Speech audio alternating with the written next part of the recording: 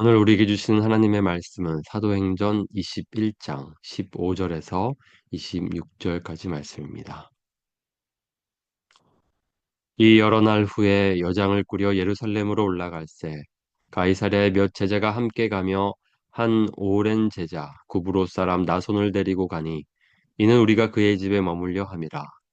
예루살렘에 이르니 형제들이 우리를 기꺼이 영접하거늘 그 이튿날 바울이 우리와 함께 야고보에게로 들어가니 장로들도 다 있더라. 바울이 무난하고 하나님이 자기의 사역으로 말미암아 이방 가운데서 하신 일을 낱낱이 말하니 그들이 듣고 하나님께 영광을 돌리고 바울더러 이르되 형제여 그대도 보는 바에 유대인 중에 믿는 자 수만 명이 있으니 다 율법의 열성을 가진 자라. 내가 이방에 있는 모든 유대인을 가르치되 모세를 배반하고 아들들에게 할례를 행하지 말고 또 관습을 지키지 말라 한다 함을 그들이 들었도다. 그러면 어찌할꼬 그들이 필연 그대가 온 것을 들으리니 우리가 말하는 이대로 하라. 서원한 네 사람이 우리에게 있으니 그들을 데리고 함께 결례를 행하고 그들을 위하여 비용을 내어 머리를 깎게 하라. 그러면 모든 사람이 그대에 대하여 들은 것이 사실이 아니고 그대도 율법을 지켜 행하는 줄로 알 것이라.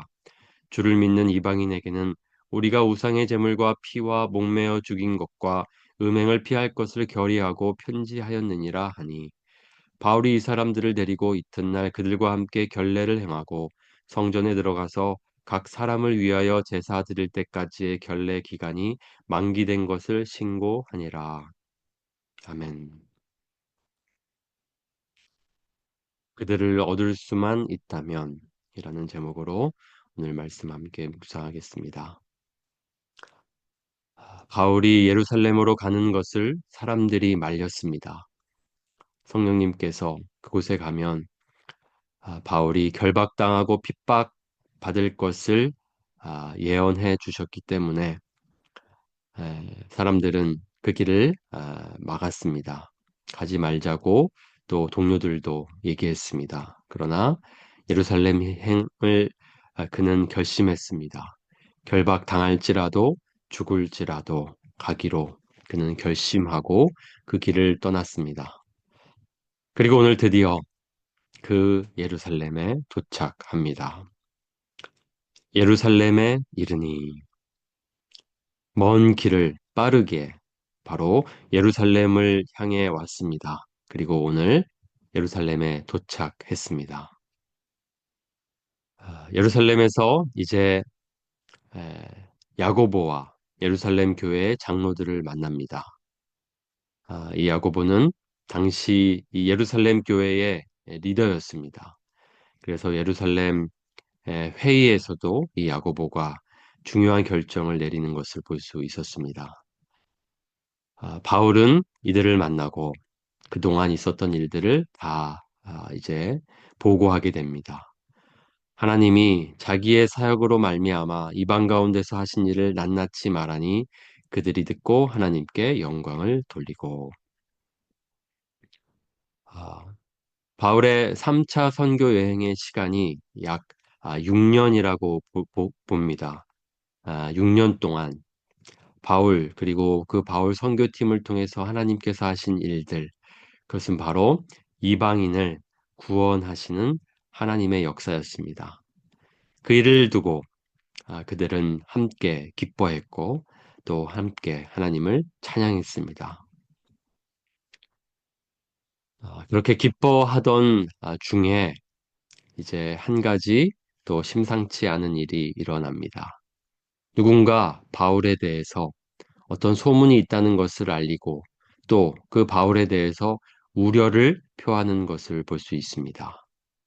한 사람이 바울에게 형제여 그래도 보는 바에 유대인 중에 믿는 자 수만 명이 있으니 다 율법의 열성을 가진 자라.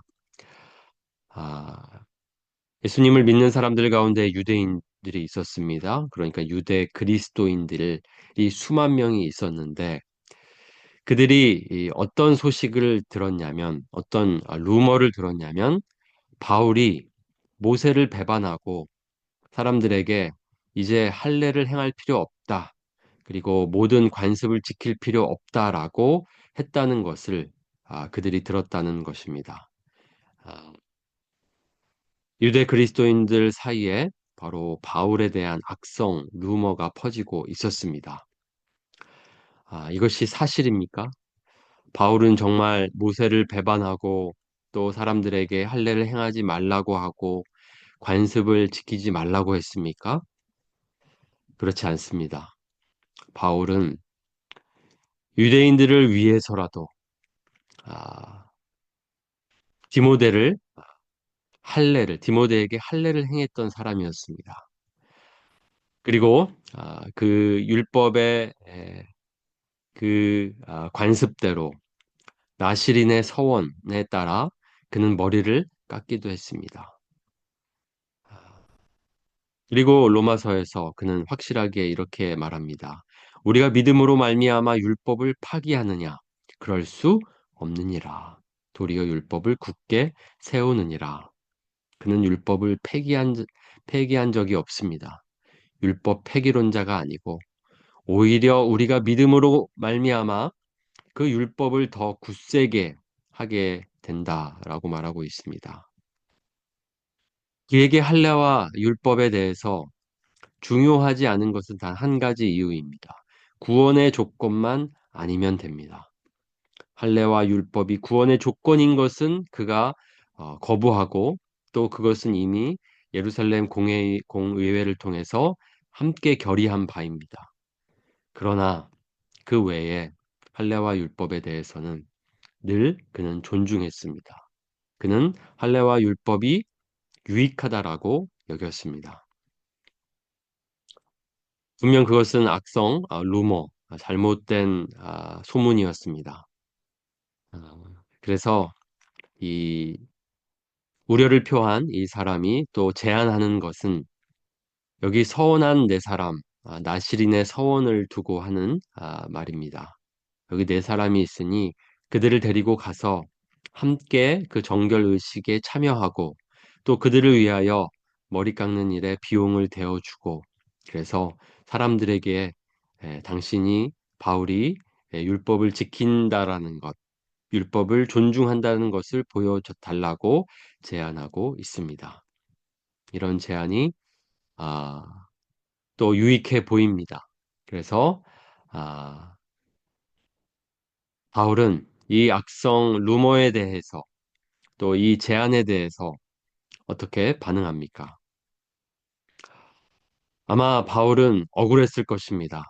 자신이 얼마나 그 율법과 할례에 대해서 존중하며 또 그것을 때로 행했는지 아, 그는 속상했을 것이고 마음이 상했을 수도 있었습니다. 그러나 그것이 사실이 아니라고 변명하거나 그렇게 반응하기보다는 그는 그것을 그냥 있는 그대로 받아들이고 또 그가 한 제안에 대해서도 따르기로 결정합니다.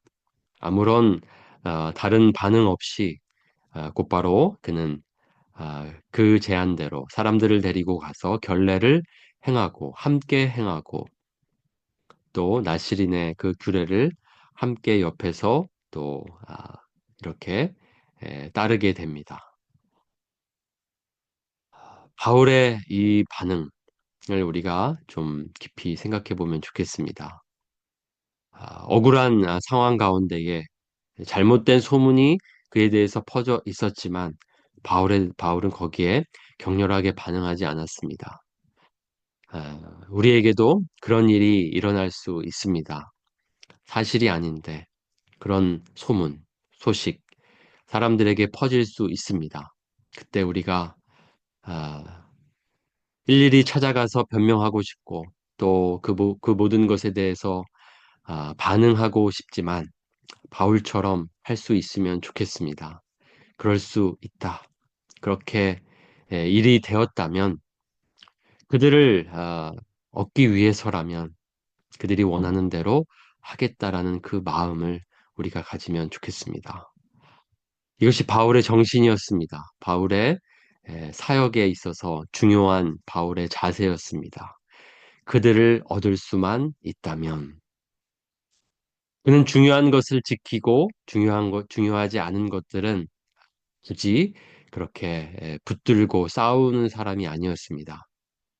중요한 것만 지킨다면 모든 것을 내가 다 할 수 있다라고 생각했습니다. 고린도전서에 그의 정신이 나와 있습니다. 내가 모든 사람에게서 자유로우나 스스로 모든 사람에게 종이 된 것은 더 많은 사람을 얻고자 함이라. 유대인들에게 내가 유대인과 같이 된 것은 유대인들을 얻고자 함이요. 율법 아래에 있는 자들에게는 내가 율법 아래에 있지 아니하나 율법 아래에 있는 자 같이 된 것은 율법 아래에 있는 자들을 얻고자 함이요. 그는 그들을 얻을 수만 있다면, 그들을 구원할 수만 있다면, 그들을 살릴 수만 있다면 그들과 같이 되기를 자처했습니다. 아, 이것을 성육신적인 삶이라고 볼 수 있습니다. 그리고 이것은 그 정신이 바로 예수님의 정신이라는 것을 알 수 있습니다. 예수님이 어떻게 우리에게 오셨습니까? 그리고 예수님의 성육신은 무엇을 의미합니까?